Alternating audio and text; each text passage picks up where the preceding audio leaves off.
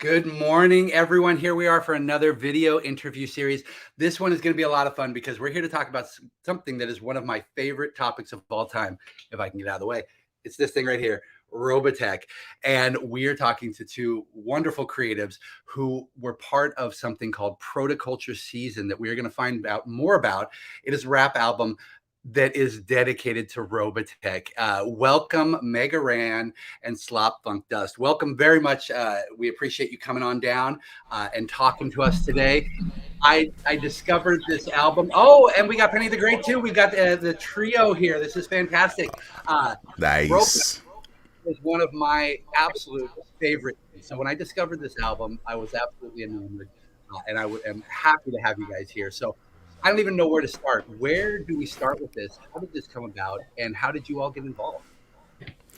Oh man, I guess I could start, but it definitely involves everybody. We're all just, we're nerds when it comes to music, to hip hop, to gaming, to tech, to anime, all this stuff.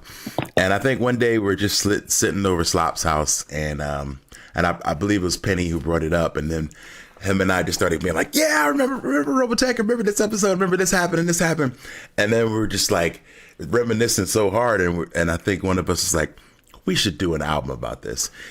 and Slop's there and he's like, okay, let me do all the beats. And so I think that's kind of how it began. Like it was all sitting around, and this was many years ago, the idea came together, but 2013. wow. So that was the first time we discussed it, 2013. But we wow. knew as big fans of the series that, this has to feel right. It has to be well done. I mean, the audience, the fandom for Robotech is very strong, very dedicated, very knowledgeable. And I didn't want to put ourselves in a situation where we were just kind of rushing something out that wouldn't necessarily fit within, just being very true. We wanted to be true to the series. So I was like, I'm just going to watch it all over again. So within that time, I just started it from episode 1, ran through it again, and started just jotting down ideas, jotting down names, jotting down places. And then I came back to Penny, and Penny just had it laid out. Like, all right, so we got to talk about this episode here. We got to talk about this. We got to hit this point, that point. And I really gotta say, Penny was probably the most like instrumental in getting this together, because he was very specific on like what themes he wanted to touch on the album, and Slop's beats just kind of just said it rightly. So it was just it was definitely a group effort, and so yeah, I think everybody just brought their individual knowledge and skills to the table, and we created an album that I'm very, very proud of. Yeah, and so then how did you guys decide what to put in it? Because there's so much in Robotech, and yet you kind of boiled it down to some of the essentials. Can y'all hear me? Can y'all hear me good on here? Yeah. Okay, cool. So I really wanted to make sure that I told the story exactly. Well, I know there's a big fan, like people who watch Robotech, they're very deep into the story. You know what I'm saying?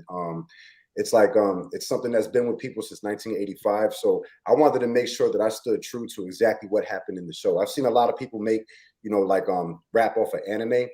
I mean, it sounds cool and all, but I really wanted to tell stuff like word for word. Like literally you could watch an episode and then like listen to a song and it kind of just goes like right with it. That's what I wanted to make sure I did. I really wanted to make sure it was very descriptive and very vivid as far as the storytelling, because I wanted to stay true to the element, because I think the story is probably one of the richest stories of all anime, in my opinion.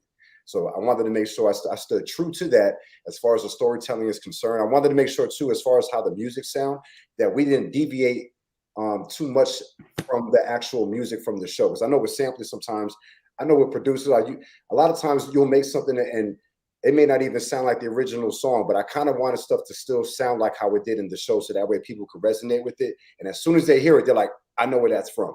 And then the story just goes right with it as well. Yeah, Penny came. That's pretty much how I approached the whole project. Penny came by with the music for all of the episodes, and we specifically made it sound like the music from the show. I didn't want to chop the samples too crazy or make anything unrecognizable, because we wanted people to get that same feeling when they heard it.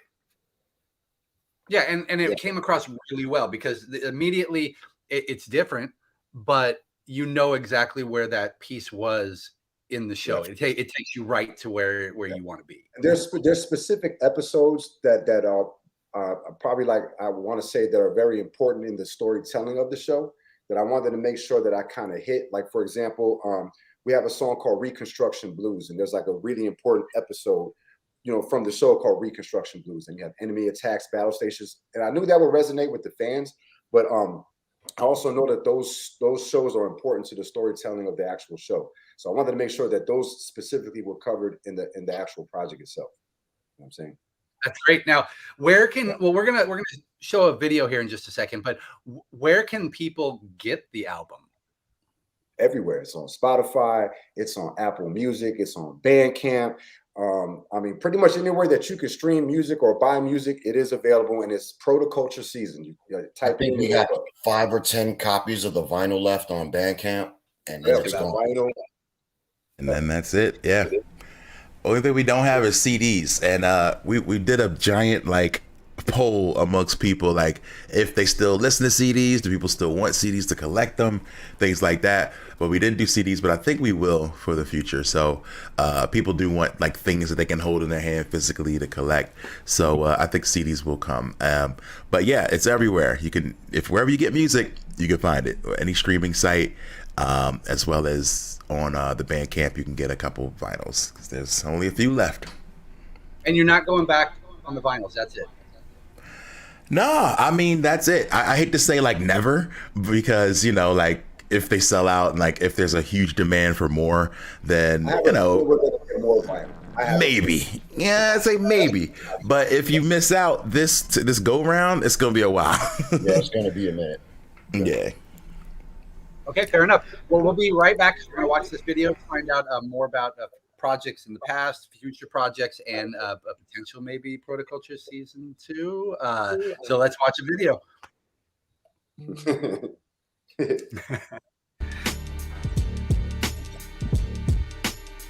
So these micronians have activated the weapons upon that ship, have they? Battle pods ready in position for attack. Heavy damage from the main gun took us off track. Now we back on course. It's time to kill with no remorse. The only mission is the ship, so let us take it by force. We got 4 battle cruisers moving slowly in position. It shouldn't take much for us to carry out the mission. The Micronian fleet never really stood a chance. We should take the ship now before we take another blast. These tiny humans figure they can use it as a weapon, but can we take it back in one piece? That's the question. The Protoculture generator has to be intact. That's the #1 reason why we need the ship back. And Lord Dozer told me that we had to make this happen. I imagine if we don't, the whole race is in a panic. So this is the plan. We need the ship in one piece. Commander breathes high, and everybody's been briefed. Yeah. Attack, attack, enemy attack. We are highly advanced. Intellect is unmatched. Attack, attack, it's an enemy attack. Battle stations at once. We must take the ship back. We're behind enemy lines, realize vengeance is mine. The ship will be retrieved in just a matter of time. Evasive maneuvers, engaging with shooters is stupid, as is underestimating humans. They're more powerful than we ever could have imagined. Deeper strategy is needed. We can't just come at them. We knew their capabilities when they let off the main gun willingly and leveled the whole facility.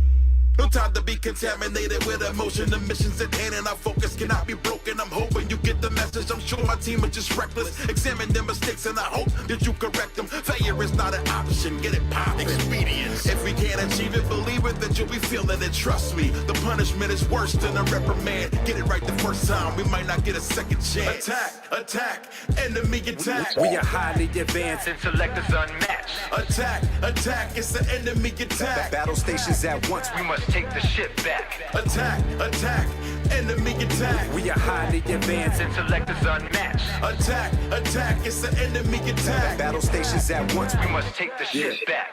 You give these humans credit even though they can't win, but I trust everything you say is looking pretty grim. I say we do a small attack and sit back and watch, and if they bring the full force, we could take it up a notch. Give them everything we got, make them think we all spent. Then we flip and double back, hit them with another shot. So the SDF-1 is back with its rightful owners. And if we can exterminate the humans, it's a bonus. bonus. Let's see if they understand the principles of war. Would they shatter and defeat or maybe take another form? Can they weather the storm or maybe match our strength? I think I understand your point. We should try to play it safe. Yo, it's the Zentradi way, more victories by the day. No stress, no mess, no anyone got away. Your excuses are useless. The movement is ruthless. The humans are clueless. So let's do this.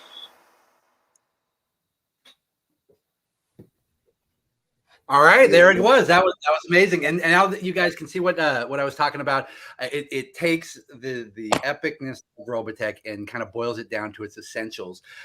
There with the Zentradi and the STF1, the entire thing. So, is there a chance for a season 2? I mean, there's always a chance. I mean, you know, anything can happen. You know, I'm gonna make the beats for it. I feel like there's so much that we have touched on in the Robotech story that there could be a chance for season 2, 3. I'm definitely working on a batch. There's a lot of material we could cover. You know what I'm saying? I'm definitely working on another batch of beats, but we'll see what happens. We'll see. You know, I always say, like, anything can happen. I watch a lot of wrestling, and we always be like, man, this will never happen. And then you realize that if the people want it enough, anything can happen. So if there's a demand for it, if there's people asking me, like, and they have been asking. So if that keeps up, I mean, we almost can't not do it at that point. And there is a lot of material. Like you said, there's a lot of stuff we didn't cover. There's even other sagas. There's other tracks, there's other characters, you know, and typically season 1, right? So yeah, this is even like a quarter of season 1. You know what I mean? So like there's so much more. So there's the characters we didn't talk about yet. There's other characters that I really like that I want to address. So it's possible because this universe is so vast and really interesting. Like all these people have really cool. We kind of compare it to like Game of Thrones in space, you know, before that was a thing, because anybody could die. And you know, and you got really deep emotional connections to a lot of different characters. So we didn't even get into like Minmay versus Lisa and like who we roll with on that side of things. So there's a lot that could happen for sure. So the inspiration is there for sure. Yeah, definitely. No, there's a whole lot of different stories. Yeah, there's definitely a lot of stuff we could cover. Lots. Yeah, and I think you hit the nail on the head there when you were talking about anyone could die. There's deep emotional connections. I think it's one of the reasons that the Robotech fans are so connected to this thing, because as I was 10 years old when it came out, and I'm watching, you know, Transformers where there's no stakes, there's no, you know, I loved it, but there's no stakes, there's no real danger. Then you watch Robotech, and it almost like it gave us a little more credit. Yeah. You know what's crazy about Robotech is that you got a lot of death real quick. Like when Roy Fokker died, Ben died. These main characters like resonated with you.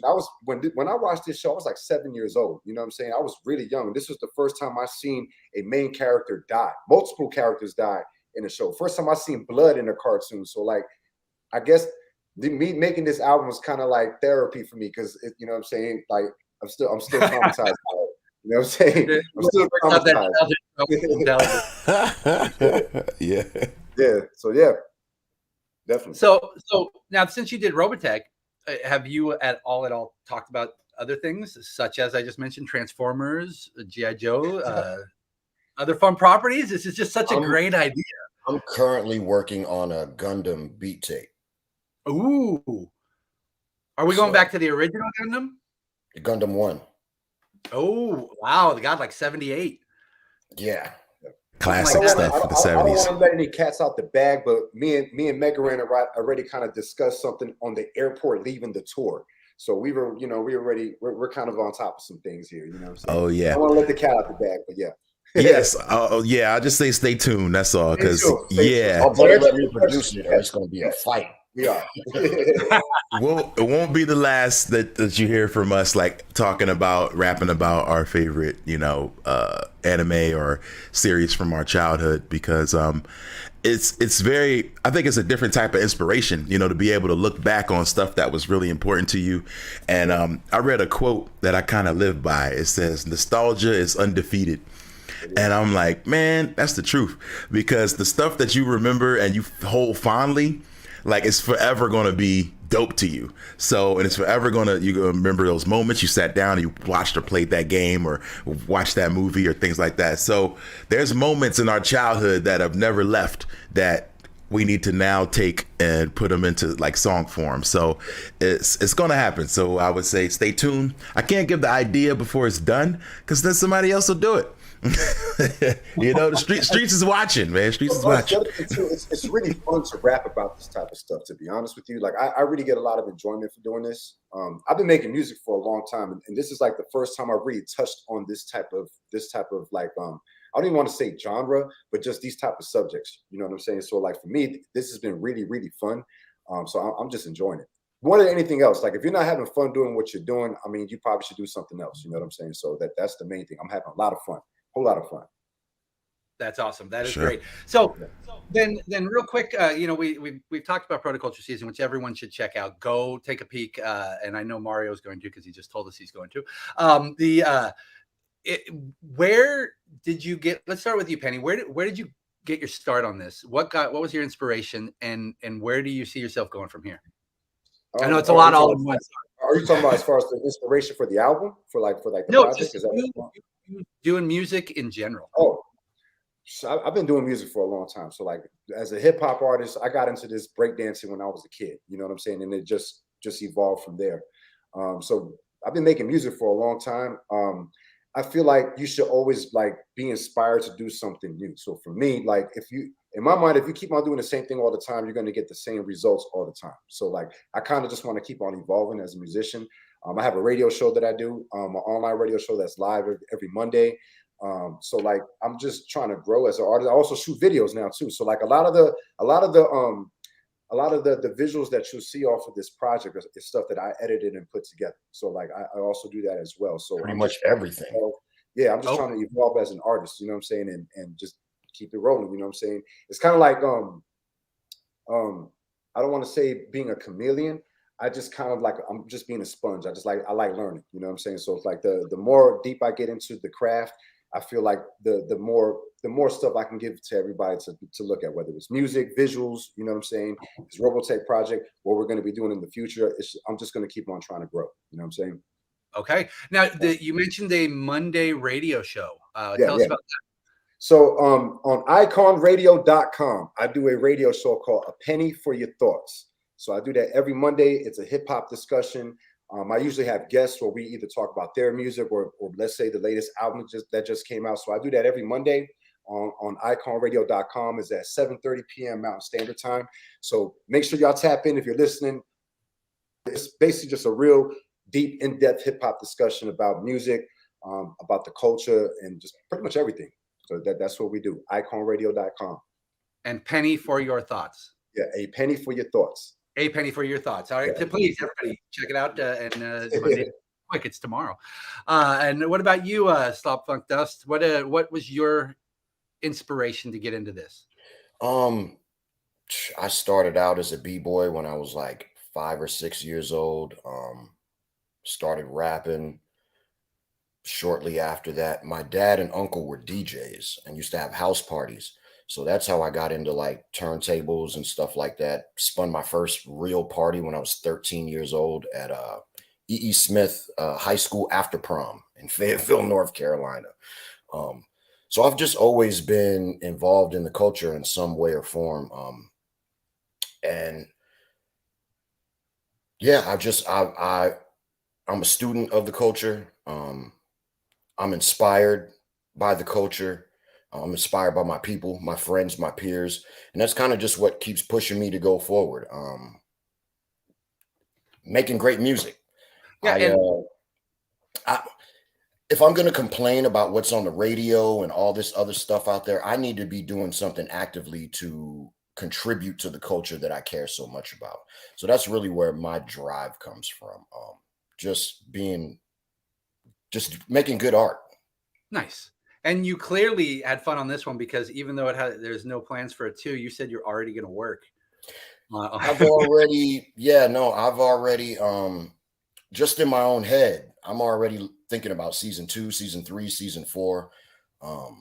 Whether we do it or not is here or there, but Yeah, no, this Robotech thing, it's really Penny that lit the fire under me to get it going on this whole thing. Because he came over my crib one day and we just started talking about Robotech. And I just, like Rand said, nostalgia. I just start remembering when I was a kid and all these feelings I had watching this show. So to be able to produce the whole project was really a challenge and an honor and fun. It's like Penny said, man, it's been fun. The tour was fun. The shows were fun. We're on here now having fun. Is the tour completely over now? Just the first leg. Yeah, first leg's done. We will be announcing new dates real soon and getting back out. We hit the Midwest and had a real good time, man. Shout out to everybody who came out. We all over Ohio and ended in Indianapolis. We did Detroit. We did, gosh, where else? Chicago, Milwaukee, Madison, Columbus. Yeah, we were everywhere. Yellow Springs. Yellow Springs was dope. Yellow Springs was amazing. You come out to the West Coast? Yes, we got to get to the West Coast. I see you guys are in Sacramento, so if you know a spot out there that'll have us, please let me know, and we'll make it happen. Definitely. No, that would be absolutely wonderful. And yeah, and speaking of, we were going to talk about this, but we've got a question that is, how did the Clerks 3 thing come about, sir? Oh, man. Well, the Clerks 3 thing, if for anybody who doesn't know, a song of mine, Tractor Beam, is in the movie Clerks 3 by Kevin Smith. And man, it just came down to shooting your shot. This is why I tell all people, all days, all creators, shoot your shot. Who was it, Michael Jordan or Michael Scott, who said, you miss 99% of the shots you don't take? It's the truth, man. So when Kevin Smith put out a call, he just was tweeting like, hey, man, I'm finished my movie, but I want to soundtrack it with independent artists. So if you got a song you think might work, please send it to me. And I was just like, I never win these things. And then I had like 2 or 3 people say like, hey, send him a song. And I'm like, okay. And they told me like, yeah, MC Chris got a song into an earlier, Kevin Smith movie. So I was like, all right, I'm going to do my thing. So this song Tractor Beam, I'm very proud of it. It's way different from me. It's singy, dancey, kind of funk inspired. And I just sent it over. And then I got a DM from a guy who said he was Kevin's assistant. And I didn't believe him, but he was just like, he's like, yeah, I work with Kevin. My name's Will. I'm like, yeah, sure you do. And so then I like Googled the guy and found an IMDb page, and he had been in a lot of Kevin Smith movies. And I realized Kevin Smith like puts his friends in a lot of the movies. So I was like, all right, okay, he must be legit. And so he's just like, can you send me a full version of the song? Send me an instrumental. And I was like, all right, still not thinking it's going to happen.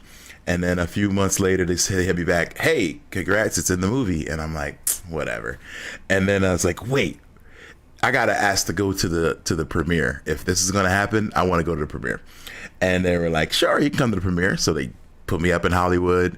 I went. I met freaking Rosario Dawson. I met,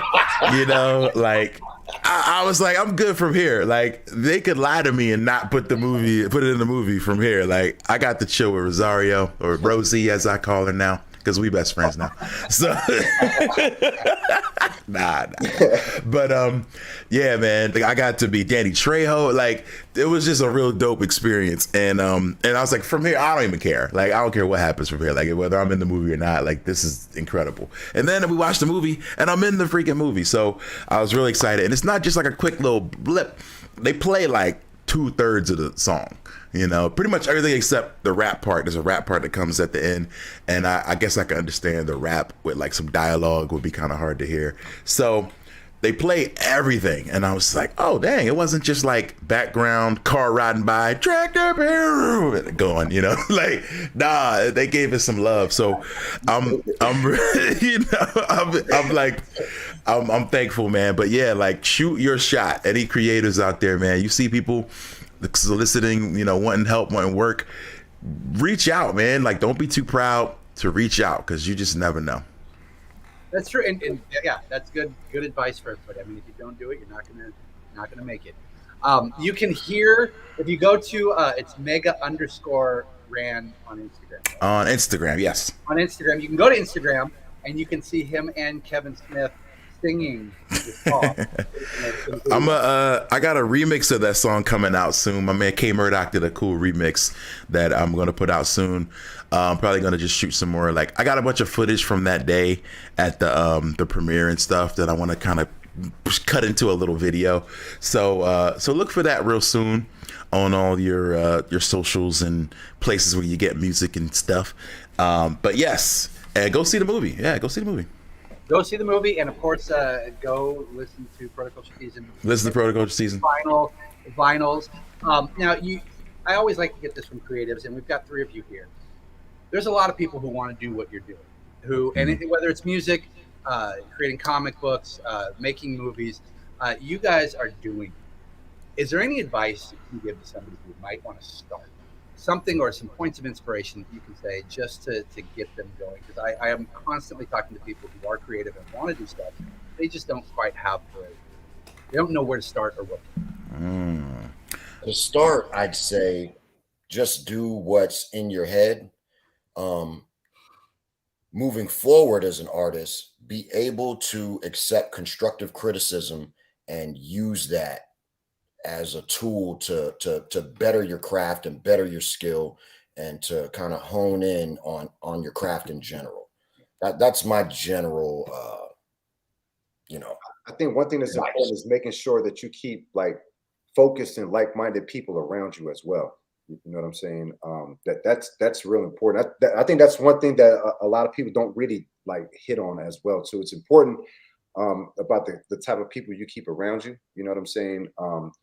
And if you're really trying to focus on something, you want to keep people around you that either are on the same level as you or even better. Because sometimes, I mean, if you're the smartest person in the room, you probably shouldn't necessarily be in that room. You know what I'm saying? So like, these are things that I for me is what kind of helps me stay on point. You know what I'm saying? So yeah. No, that my piece of advice, sorry to cut you off, is super simple. For somebody who wants to get started, wants to do a thing, do the thing. Just start. You got to start, man. Don't wait till you got the perfect equipment, the perfect microphone, the perfect camera, the perfect this. Create. I don't know if you're familiar with a woman named Issa Rae. Issa Rae is like a boss. She's created a show, Insecure, on HBO, but she started off with this show called Awkward Black Girl on YouTube. And it's like mad cheesy. It's just like her and her friends with some cheap cameras and a cheap somebody's house, like just doing like sketch comedy.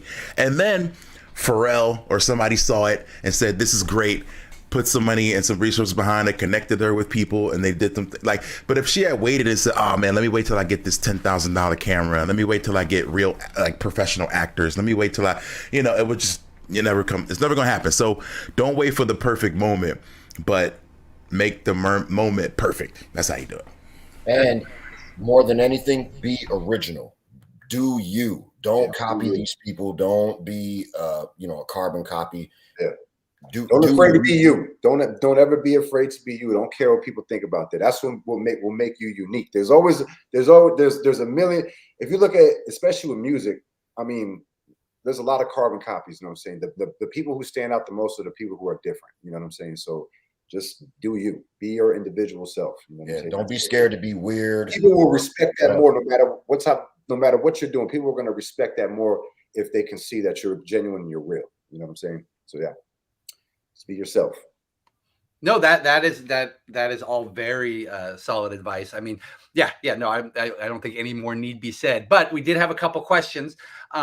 Mario asks if comics at all inspire you guys, and if so, characters and titles influence you. Yeah, definitely. Growing up, I was a big comic head. I draw, so like comics were my kind of taught me how to draw. You know what I'm saying? So like in the 90s and in like the late 80s and early 90s, I was a big X-Men head. When Image Comics came out, I was a big Spawn head. I used to like the Wildcats because I felt like they had the biggest pull-out covers and it was just pure art and there was really no story. It was just pure art. You know what I'm saying? So yeah, I used to like that.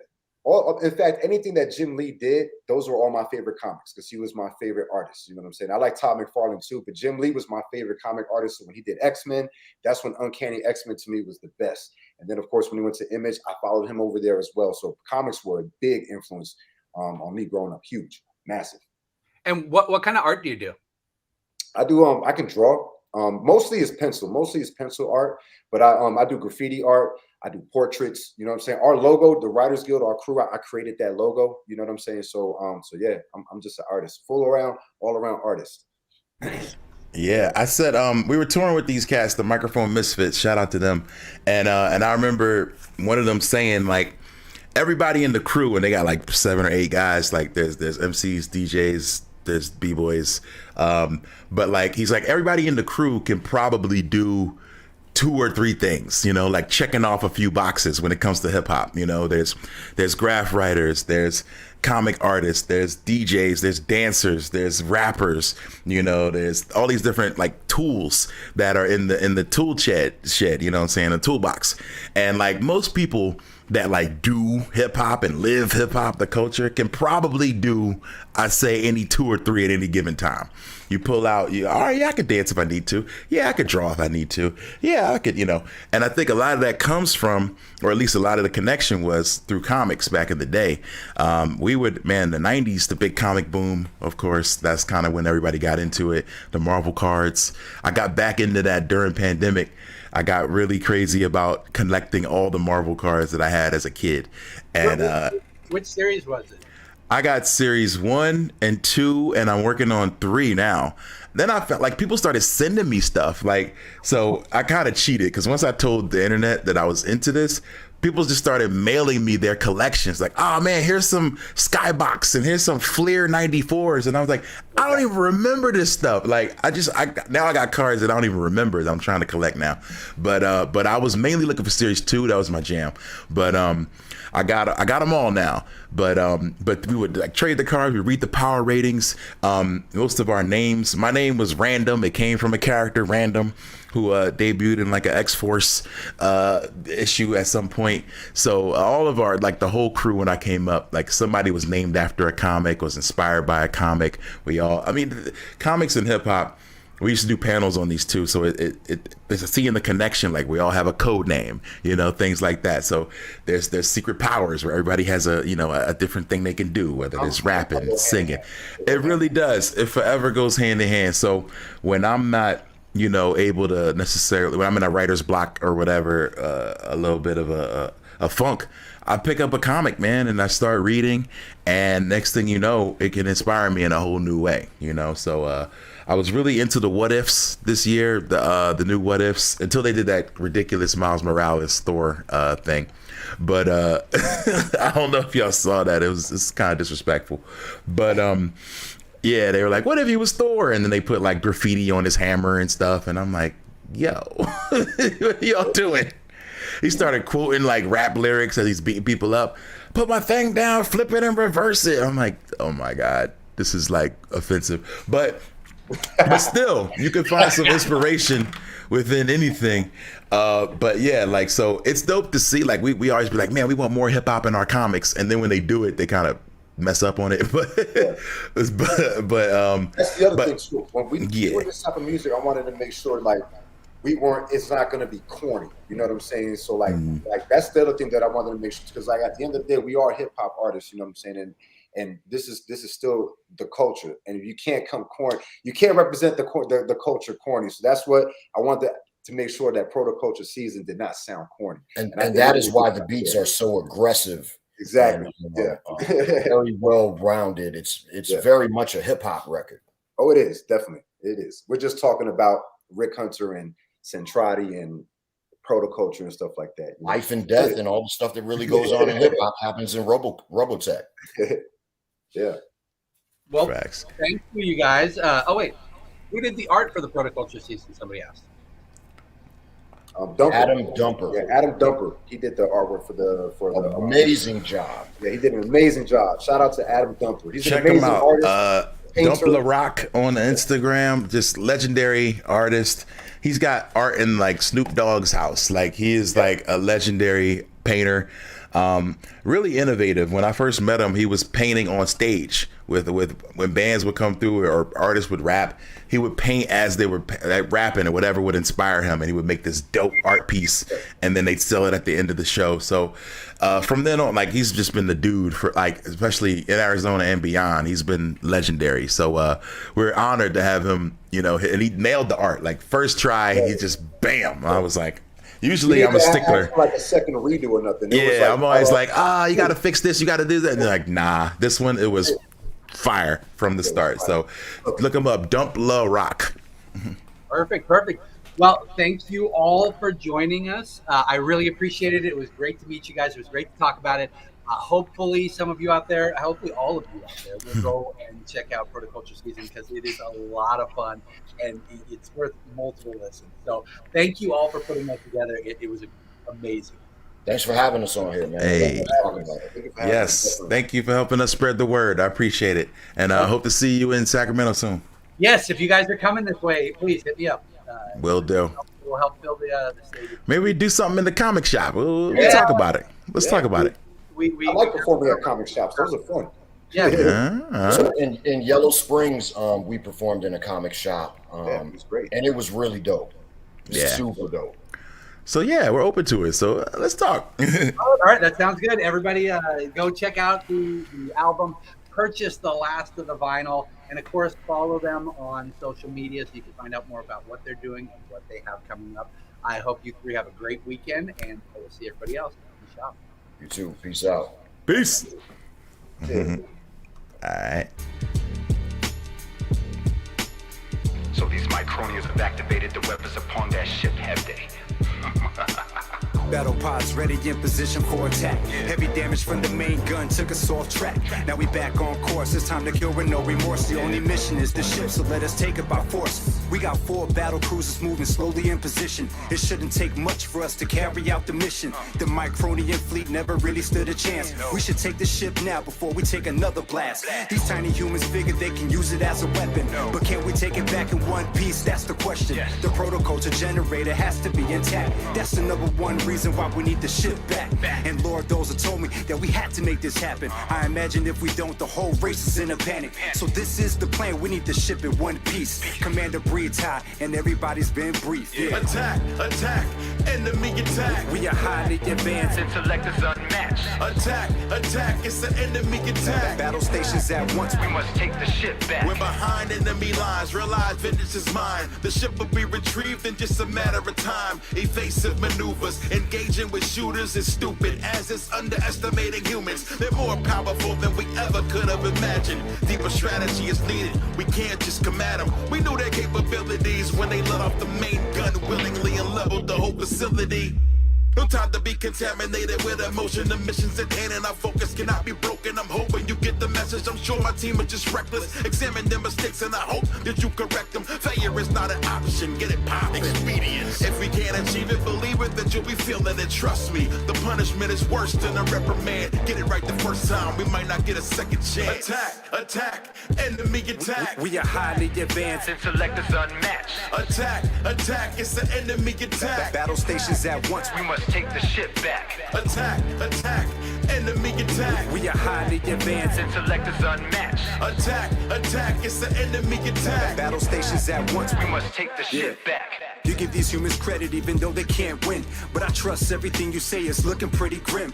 I say we do a small attack and sit back and watch. And if they bring the full force, we could take it up a notch. Give them everything we got, make them think we all spent. Then we flip and double back, hit them with another shot. So the SDF-1 is back with its rightful owners. And if we can exterminate the humans, it's a bonus. Let's see if they understand the principles of war. Will they shatter and defeat or maybe take another form? Can they weather the storm or maybe match our strength? I think I understand your point. We should try to play it safe. Yo, it's the Zentradi way. More victories by the day. No stress, no mess. No anyone got away. Your excuses are useless. The movement is ruthless. The humans are clueless. So let's do